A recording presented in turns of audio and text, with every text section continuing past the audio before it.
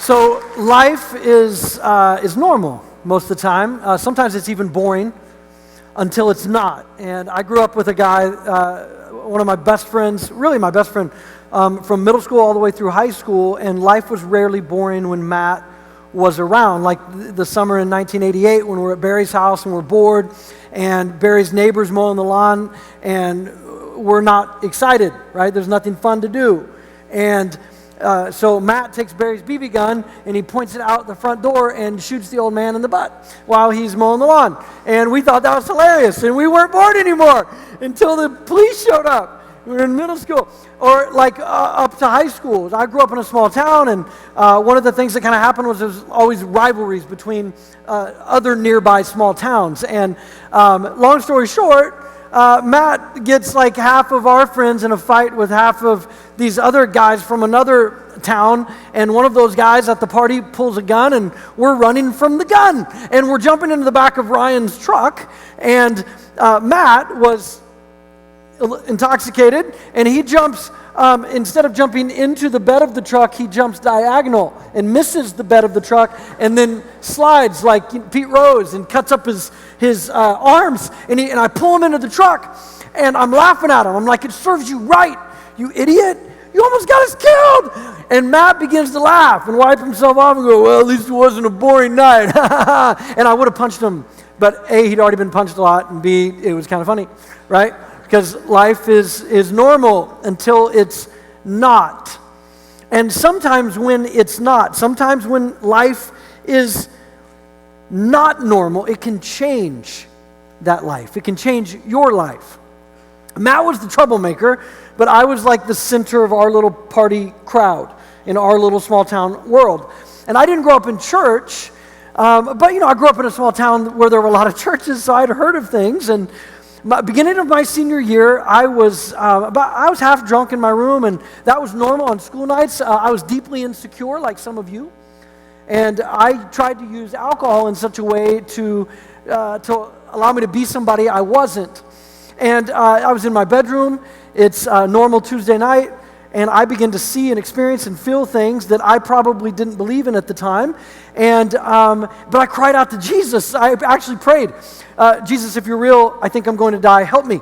And I didn't mean like save me, like hallelujah, I want to be saved. I meant like help me. I think I'm going to die. I was feeling a choking sensation. I was seeing things. So either that happened, or I'd had some really bad alcohol, right? Like either way, I'm good. It got me to the Lord. And immediately after that prayer, the images were gone, the things were gone, the feelings were gone. And there's a whole other story of that, like getting baptized like 3 a.m. in a bathtub. But that changed my life. My senior year was a mystery to so many people. It was one of the, like, there were people, pockets in our little school where people actually thought it was a prank. Like that Matt had set it up and talked me into doing it. And like that at some point we're going to be like, ha, you got punked. And it was before punked. And like, but it was real. And it changed my life. And certainly boring has not entered into that equation of following Jesus for the last over 25 years. Life is normal. Life can sometimes be boring until it isn't. And that's what's going on here with Elisha. I mean, because for Elisha, it's just kind of normal life going on, maybe even boring until it wasn't. Right? And if you want to look at the text, it's in 1 Kings chapter 19. But Elijah, who you've been looking at the whole week, he goes to Elisha, and Elisha, he's farming. But he's like right there in the midst of it. Likely he owns the field, or his family, and the number of oxen that they have means he's probably rich.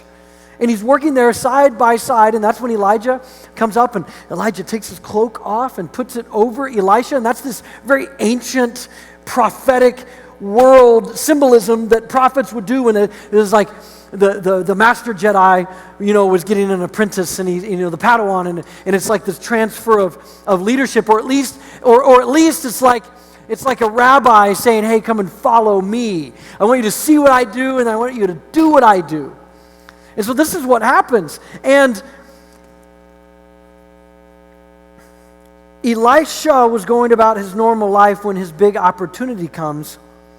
But as we'll see, the opportunity that Elisha got, that's not what made him who he was. He was already a person of character. And that's really important. As a matter of fact, because let's think about wealth for a minute, being rich. There are all kinds of temptations with wealth. Some of them are laziness and entitlement. And both of them are poison to good, godly, consistent character.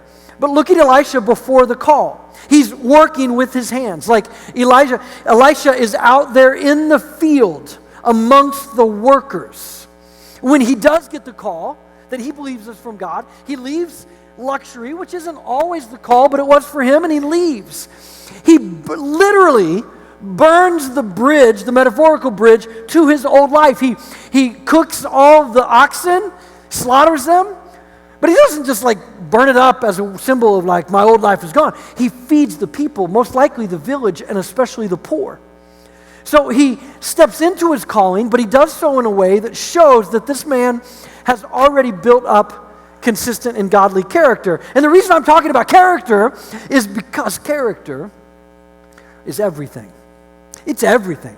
You can make a theological stance or push back if you want, right? But in your life and in my life, character is everything. Because I can't control Jesus. Jesus is everything? Sure, absolutely. I can't control him, right? God does what he does. And I can't control most things in life. Most of it is out of my control. But my choices, the words I say, my decisions, the decisions I make, that's on me. And that's how your character is shaped, by the way. Every small word, every big word, every small action, every big action, it's shaped one decision at a time. And listen, you don't slip into bad character one bad decision at a time, nor do you fall out of good character one bad decision at a time, and you don't become this great person one decision at a time. Character is cumulative. It's like a snowball, right? Or snowman or snowwoman, right? Like when you start building the snowman, right, you're probably going to get some gravel and some grass and some dirt in the snowball. But as long as you get more snow, you've got a good snowball or snowman, right? Like it's cumulative. And same with your life. There's going to be trouble. There's going to be bad decisions. There's going to be mistakes, and that can help you grow. But if what you're building as you follow Jesus is consistently of him and good character, where you're choosing God's way, you're choosing to live a noble life and one that is consistent, then what you've got at the end of the day is good, godly character. But some of us have thought before, it's all about the opportunity. If I could just get the opportunity, then my life would change. Like my soul would change, my identity would change. If I just had the chance at greatness like Elisha, or whatever stage is really important to you, like whatever platform of influence is important to you, you might think that if I just had the viral opportunity, then I would rise. But that's not how life works. No. If you want to succeed at something meaningful, then you have to already be a person of solid character. You don't just happen upon something meaningful and amazing that takes a lot of work and sacrifice by being a person of really bad character. Because character leaks, both good and bad. And the substance that you're made of, that will be part of like the destiny of whatever you're doing. It's intertwined. Character doesn't happen magically because of the opportunity or because of the adventure. It's formed intentionally in the normal, everyday life. Elisha was clearly a person of character long before his opportunity. And it was important for Elijah to invest, to reach someone like Elisha, to carry on the prophetic work. But you and I have been invited and reached by the Holy Spirit to something even greater. We are called to invite others into the life-giving, sin-absolving, justice-seeking, peace extending, love movement relationship with none other than the Son of God. You and I are called to live well for Jesus, to live out lives of godly character. We're called to invite and reach those who are outside of God's grace, and we're called to invite and invest into potential kingdom workers. So let me ask you, who have you been thinking about? Who's been on your mind? Who are you inviting and investing into? Let's talk about some of them. Invite and invest into your non-Christian friends. And if there's a non-Christian friend in your life and you're really close to them, then I think the invitation begins with like you asking permission.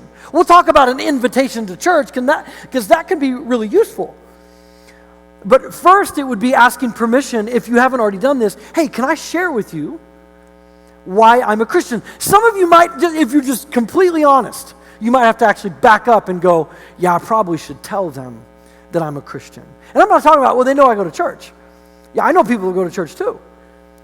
And I have some non-Christian people that from the outside looking in, if you know nothing about like the Bible or the life in the Spirit, they look just as good, morally speaking.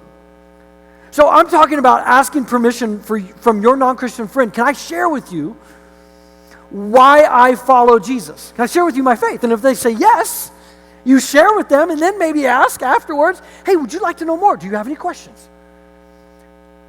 To invest and invite non-Christian friends. But it can be as simple as an invitation, literally, to church.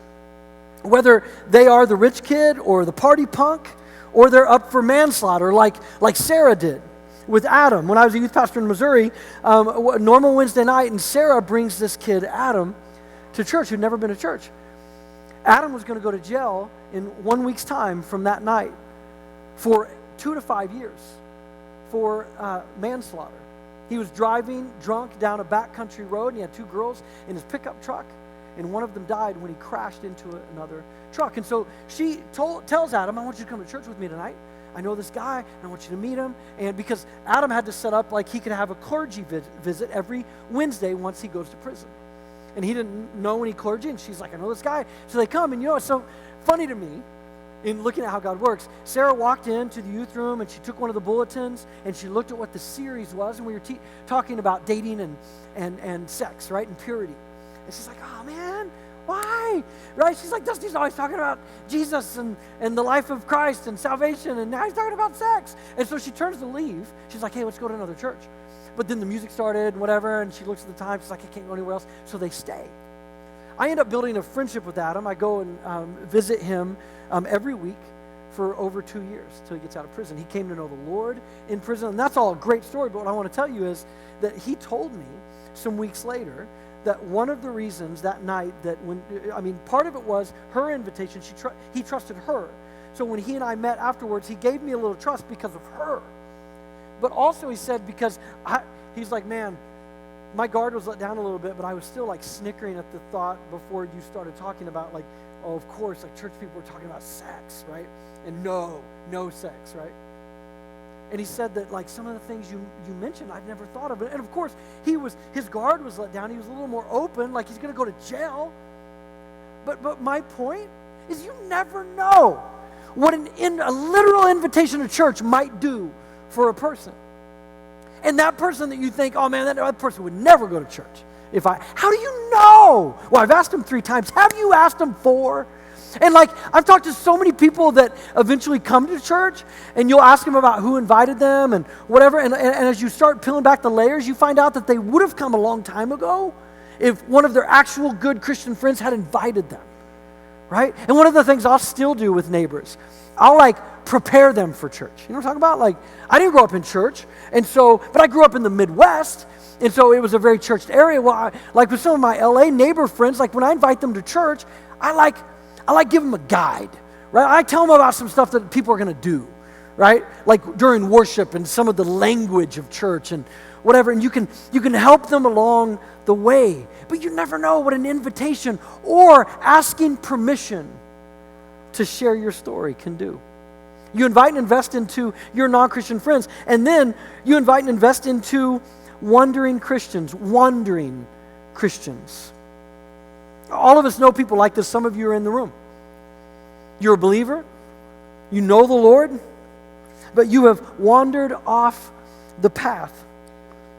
And honestly, if we, like most people that wander off the path, maybe some of you, it's rarely ever from an actual investigated intellectual doubt. That's a reason that's used often. But here's what it boils down to. In my opinion, I could be wrong. I think people want what they want. They want to do what they want to do.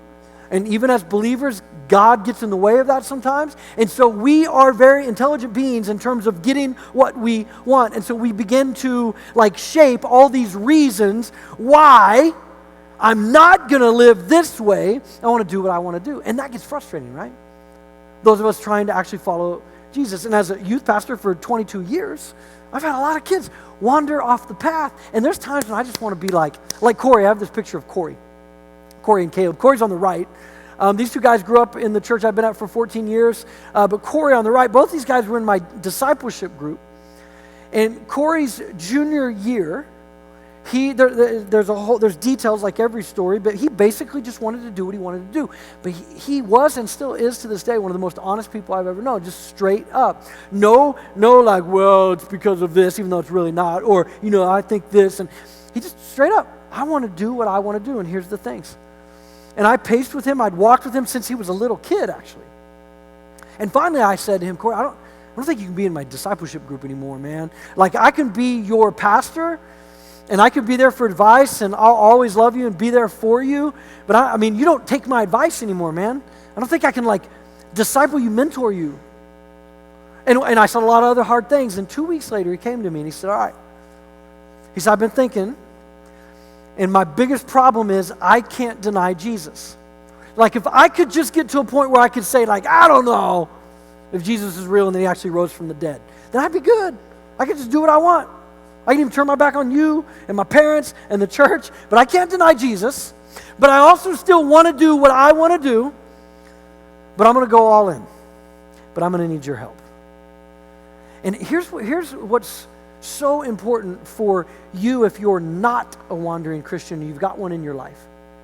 Jesus had a little brother. He wrote a letter in the New Testament called James, because that's his name and stuff. And he wrote in James 5, he said, if a believer wanders from the truth and you help them turn back, you've saved them from death and cover a multitude of sin. That Greek word for the phrase turn back, it's the word epistrapho. The word stray is right in the middle. Epistrapho. And when James is talking about it, he's talking about us helping the person, like Corey. Corey epistrapho. I'm going to try to help him turn back to the Lord, right? But in Mark chapter 5, we get a picture of Jesus. Him literally epistraphoing, turning to someone. You've got the bleeding woman. She comes and thinks to herself, if I can just touch Jesus' clothes, I'll be healed. She does, and she is, right? She's healed. Jesus then, epistrapho, same word. He turns to find her. Who touched my clothes? And then he says that thing in the stuff in the Gospels when Jesus does things and no one explains it, right? He's like, power just went out from my body. No explanation there. So now I say that sometimes, because it's biblical. Sometimes I'll be like, I'm so tired because power has gone out of my body, right? Or like that time when I was 25 after Haiti and Mexico, power has gone out. But Jesus, so listen, if you've got a wandering Christian in your life, and yeah, man, sometimes you just want to wash your hands and be done. You've tried over and over, and maybe I'm talking to some of the youth pastors in the room. But one way that you and I can be like Christ is to continue to epistrapho and turn to this person who's wandered off the path and attempt to help them turn back to the Lord. You've got to invite and invest into wandering Christian. Who is a wandering Christian in your life? And then you invite and invest into potential kingdom workers. I want to show you another picture. This is a big group picture. But I want you to focus on Gio. Gio is right by the heart to the left in the white button-up shirt. Giovanni Rosales. Gio was raised by a single mom. He helped raise his younger brother, still does. Grew up a Catholic, but Catholic light, rarely went to church, didn't own a Bible. And after high school, he was overweight and he wanted to lose weight. And he got like serious about it. And one of the guys he followed online, like a trainer type, was also a preacher. And Gio watched a sermon on the gospel and like gave his life to Jesus. And then if you look, so there's Gio. From the left, Gio is 1, 2, 3, 4. And then if you keep going to the right, one, the big tall guy, that's Caleb. The guy Caleb is next to in the white and the red tie, the white jacket, that's Josh. Josh and Gio went to middle school together. And Josh grew up at our church. And Josh would invite Gio to church, but Gio never came. But Josh would always invite him. So when Gio is watching the preacher guy trying to lose weight, he accepts Jesus. He's like, I want to go to church. Who goes to church? And at this point, he's like 19, 20 years old. Calls Josh up. Yo, Josh, you still go to church? I mean, you used to always invite me. He said, yeah, I come to church. He's like, Gio, come with me to the college age ministry. That's something I get to lead as well. So Gio begins coming. And then Gio, if you'll go to the next slide, picture. So from the left, that's Jonah, but I want to tell you about the guy next to him. That's Derek. Derek and Gio at the college age ministry, they become best friends. Derek, the curly hair, he wants to be a preacher. He goes to Ozark Christian College, right? And so he starts doing Bible studies with Gio. Just little simple Bible studies. Gio begins growing in the Lord. And so I asked both of those guys, along with the other two, to go to Korea with me, to South Korea on a missions trip. In Korea, I have a picture, but I didn't bring it with me, so I don't have this one to show you. But in Korea, Derek baptizes Gio, right? Like on a missions trip.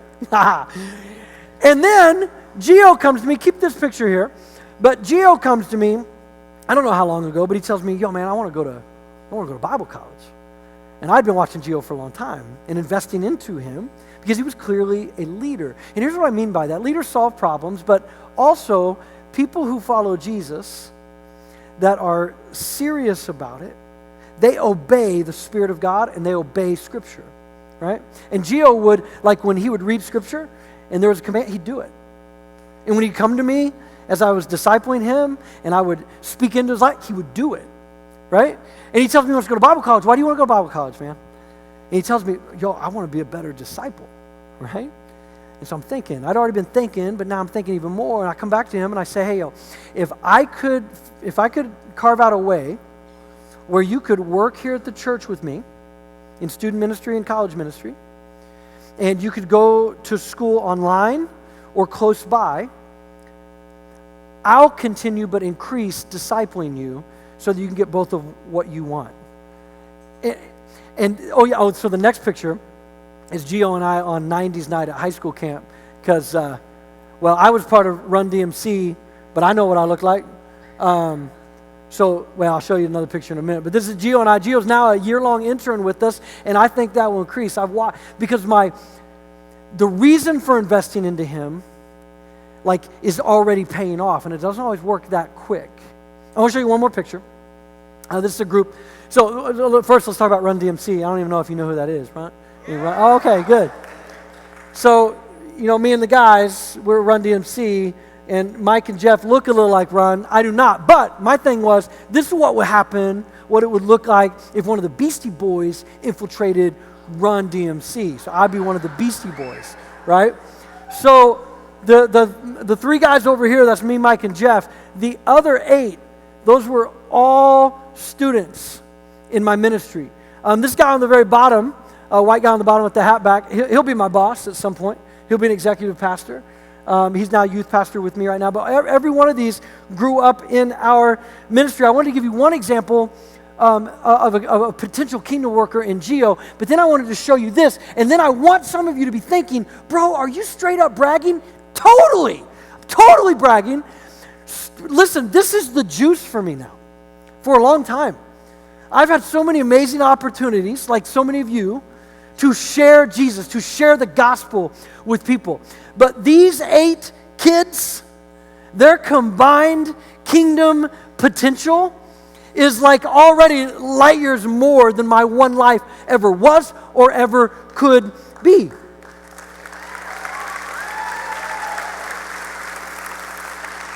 And I don't have a picture because I didn't have time to prepare this, but there's a church here, Corinth Christian Church, yeah? I started in full-time ministry at Carthage, Missouri, 1998, with your uncle. And your uncle, AJ? Yep. AJ and Jaden. Jaden is your sister, right? Their mom and dad were both in the ministry. They were just started college. Andy, their uncle, was a sophomore in high school. He was the first kid I had that went into ministry, and he's a 10 times better preacher than I'll ever be. Like those kind of and here's the thing. You don't have to be an older person to do that. Right? Like and truthfully, some of you have more influence with your words and investment, like Derek to Gio. Like Gio, I was discipling Gio, and I was doing what I do, but there was something about Derek at 21, 22, investing into his friend. Like they'd go and lift, and then they'd do Bible study, right? And he just grew so much more in that way than even from his time with me. Who's a potential kingdom worker in your life? Here's how I want to close. I want to give you a few like practical things as you're thinking about non-Christian friends in your life, wandering Christians, and potential kingdom workers. Some things to actually do.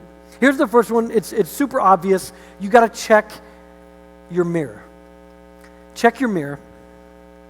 What I mean is, character is everything. Is your life consistent? If your character is hollow, your invitation in some ways will also be hollow. You got to earn the right to invite. Sincerity is essential. If your non-Christian friend becomes a project, then it's kind of ruined, man. Like they can't be, like it's cool that we write people down, that we make a prayer list, that we have other people praying, but they are like a human being with a soul, with a story, right? Like with brokenness. Like they can't be a project. The lonely kid at school that sits all by himself. As soon as it becomes about you doing good so others see you do good, well, Jesus said some things about that in Matthew 6, right? They can't be a project. And so who are the people in your life that you're trying to reach and invite in whatever stage of life they are? You've got to check your mirror. One of the first questions Gio asked me in discipleship time, him and I this is great. Sitting on my couch, so insightful, just super smart, wicked smart, right? Nobody ain't from Boston. I can't really say it like they do. They're wicked smart. He said, hey, like, are there some people that are, like, they say they're Christians and they seem really sincere, but then they don't. And I don't remember how he asked it because it was perfect. There was no, like, sarcasm or he was just like, are there Christians who don't really live like Christians? He had some friends, some college-age friends, right, that he met at church. And they're, like, hooking up, right?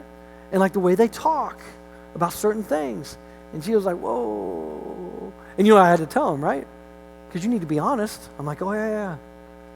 And not just people your age, just people my age that act and live like that too. Now, what was so good, man, is he had a lot of Dereks and Jonas and Caleb and Adrianas in his life that were his age, that were living consistently. My heart rate like skyrocketed. I got scared as if someone were there. Who's there? I can't. I gave Gio this example, and maybe it'll help with you too. But I played football, believe it or not, in high school. I coached football for like 3 years at a public high school. I love football. My 15-year-old he's starting freshman football this summer. I love football, and I told Gio, I'm like there's people that play football. They dress the part, they look the part, they talk the part, but like when it's time to hit, right? Those of you that play football, you know this, right? And like, the big guys, the guys that look at and be like, oh man, if only I could be, right? As if you'd be different if you had the thing instead of character. But like you get the big guys, and they're big and they're strong, and then the pads make them look like warriors, right? And they're running at the guy hard, and then right when they get real close, they kind of catch him, right? Like they can look the part, talk the part, dress the part, talk the part. But when it's time to hit, sometimes you find out they're not really ball players, they're not really football players. And it's like that with Christian people. Don't let that be your story. Or you got to check your mirror. If you want to do big things for God, if you want to be an Elijah to some Elishas, wherever they're at on the path, like it can't be the reason. Jesus is the reason that he saved you, he died for you, rose that you might have life. That's the reason But under that umbrella, you're like, dude, I want to be an Elijah. So I got to check my mirror. Second, you share the gospel. Well, share the gospel? I know. Super obvious. But here's the deal. The gospel never stops being the thing. Whether they're a non-Christian, clearly, or wandering Christian, or potential kingdom worker, like the gospel is not so much an answer to a question. It's more like the only path forward in a world of weeds. Like it is the gospel cut out for the human life to actually come to our full potential of what it actually means to be human. It is the gospel. It never gets outdated or irrelevant. The gospel. I worked at a sports bar to help pay my way through Bible college, because that just makes sense, right? And this guy, Jamie, I became good friends with. We worked together for about a year, working in the back, cooking in the kitchen. And I shared all kinds of stuff with him, and there wasn't a single believer that worked there. And I loved it. I thrived in evangelism. Loved it. And Jamie had been going home and telling his girlfriend that he lived with, about the talks we'd been having. And so she said to him, when I was in middle school, I went to a church camp and I got saved. He's like, what's that? Jamie had never stepped foot in a church. About the only thing spiritual Jamie did would be beat up the boyfriends of his mom when they'd get drunk and violent, and he'd take them out. I call that kind of divine work. That's good work, right? That's as close as he got to God. And he came to me one night and he tells me about what his girlfriend said, and she talked about saying, I got to go to heaven when she dies. It's like, I want to go to heaven, right? I want to get saved, right? And Jamie had just a couple nights before read in one night the entire book of Matthew. He wanted to read something out of the Bible. I gave him my Bible. I said, here, read the book of Matthew. He came back, he read the whole thing in one night. Now, for a year, we'd been talking about all kinds of obstacles that he had, with faith and whatever. And so he tells me about being saved. I'm like, bro, you can be saved? There's nothing, you believe, right? Like here. And so we sit down, he was the manager that night, closed the place down. It's like midnight, we're on a bar stool. I'm opening the Bible, we're going through, just like what the Bible says about giving your life, submitting your life to Jesus, faith and all of this. Some of it we talked about. And he's like, bro, I'm ready. So long story short, I baptized him in a lightning storm at a river. And I'm thinking, that's what it was called, a lightning storm. That's what the news guy called it. I'm thinking he's going to die twice, right? Like, burial, death, burial, and then lightning, right? But he didn't die, and neither did I. But I shared the gospel with him because that's what he needed. More on him in a minute, but I want to tell you the gospel provides peace for sinners, refuge for the wandering, and purpose for the potential kingdom worker. Meaning, Jesus came, died, and he rose, and the Holy Spirit has been poured out on the church. And with his power, it still takes courage to step out and share the gospel. But the gospel is the thing. The person of Jesus and what he did, it's still the thing. Check your life, share the gospel, and finally, you pace. You pace with them, whether they're a non-believer, a wandering Christian, or a potential kingdom worker. You pace with them. That's what Jesus did. Jesus met people where they were, and he paced with them. You know what one of Jesus' nicknames were from the religious crowd, the Pharisees? He was a drunk and glutton. Now, Jesus didn't do either one of them because that would be sin, but he associated himself so much with those kind of people that by association, he was lumped in. He must be a drunk. He must be an overeater, like all the pagans that he's hanging with. Meet people where they are, not where you think they should be. And this is hard at any age. To meet people where they are, not where you think they should be. Now, obviously, to do this, especially with non-believers who are very far from God, it will take wisdom. Listen to me. And it will take consistent character. Some of you have no business trying to associate with deeply sinful unbelievers in the areas where they hang out, because you're not strong enough yet, and you would likely fall to temptation. Some of you, not all of you. At the sports bar I worked at, they played cards, poker, like once a week. They started inviting me after I'd worked there a while. Now all these guys were old enough to drink, and they did a lot. And the first time I showed up, Mike, the manager, had a 2-liter bottle of Dr. Pepper waiting for me in the refrigerator, right? Because that's respect. They knew I didn't drink, and they had the Dr. Pepper. That also, by the way, was the first place I hung out with Jamie outside of work. Now, here's the deal. I was old enough to be around that, but I also was not tempted in any way at that point in my life by that kind of talk and language and jokes. And after Jamie was baptized that night in the lightning storm, you know what he asked me? His first question when he came up out of the water, we floated around for a minute, dodged some lightning bolts. No, I'm just kidding. That'd be cool. He said, hey man, does the Bible really say you're not supposed to have sex until you're married? And I'm thinking, oh man, I'm going to have to tell the truth because of character. And then he's just not going to want to follow Jesus anymore, right? I tell him the truth. I'm like, yeah man, the Bible says that. Now some of you are wondering, maybe I'm just judgmental of judgmentalness. But some of you might be wondering, like, wait a minute, a year you've been sharing the Lord and you've not talked about sex before marriage, or like the fact that he's living with his girlfriend, or alcohol, or whatever? No, because Jamie wasn't lost because he was living with his girlfriend, or because he liked to smoke weed or get drunk. Jamie was lost because he didn't know Jesus. And so like the important steps at a time. And so I tell him the truth. Like, yeah, man, the Bible says that. And that's pretty hard. But let's, hey, what are you thinking? Because the Lord wants to pace with you, man. Like, you're not going to do anything crazy right now, but what are you thinking?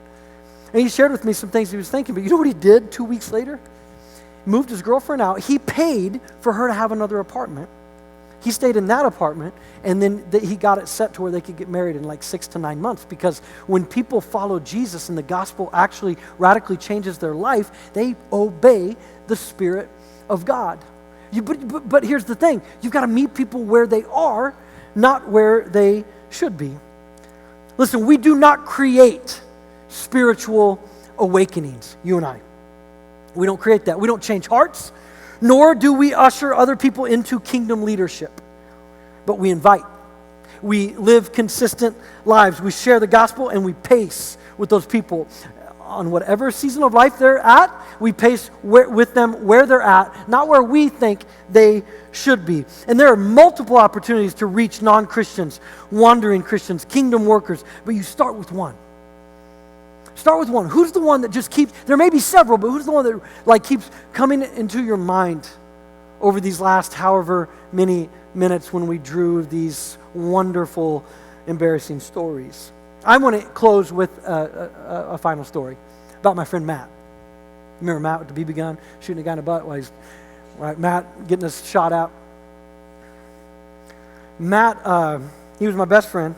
He was at my house in 7th grade when my little dog died, my first dog, right? I cried like a baby. I was so pumped before she died because I was going to go to that 8th grade party as a 7th grader and come back with an 8th grade girlfriend. That was my only goal. I talked about it all week long. My dog died.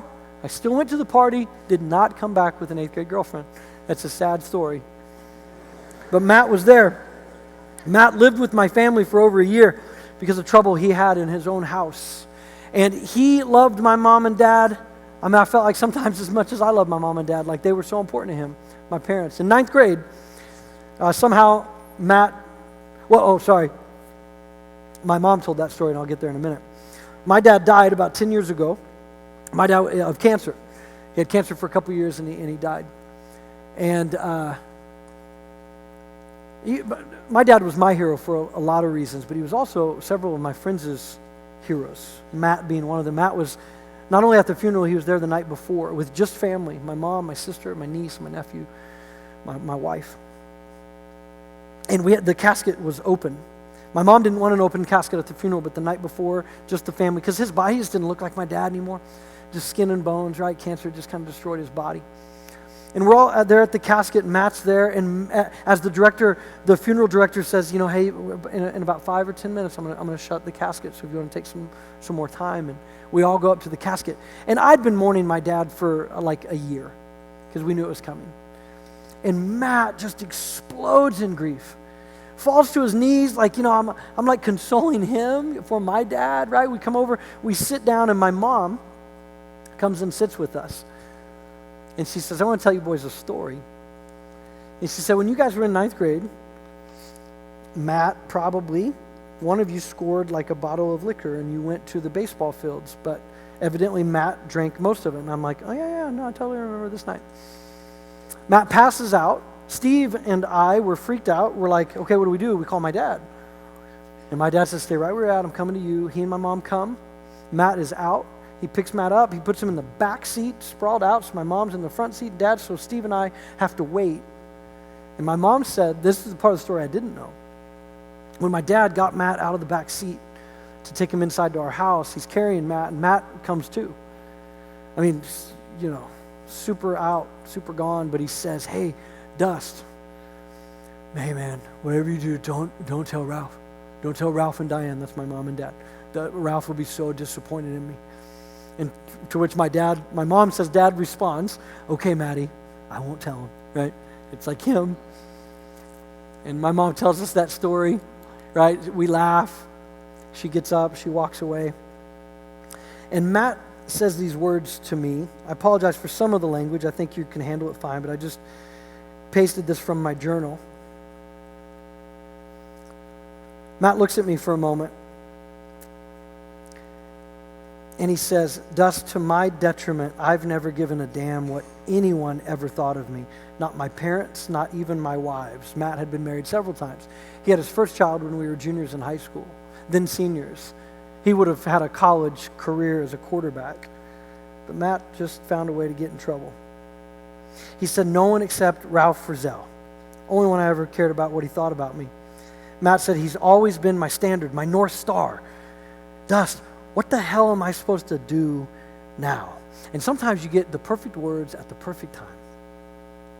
And I put my arm around Matt, and I called him what my dad always called him. I said, Matty, I don't know exactly what you're supposed to do, because sometimes things are just kind of to be continued. But I said, maybe you carry people now. And listen to me, some of you have been carried for a long time by parents, youth pastors, friends. You've been an Elisha type, carried by wonderful Elijah types. And praise God for those strong men and women of God, friends of God, that have carried you when you needed it. But listen, for some of you, the call tonight is to acknowledge that you've been carried long enough, and that there's a line and that you might cross it. Not in arrogance, not in King Kong confidence, but in humility, saying, it's my time to carry people. That I would live the kind of life that would earn the right to carry people when they need it. People that don't know the Lord, people that have wandered off the path, people that need like that word of encouragement, that investment, that they could see themselves as kingdom workers, that you might help carry those words to that person. Who are the people you're thinking about? What's the next step?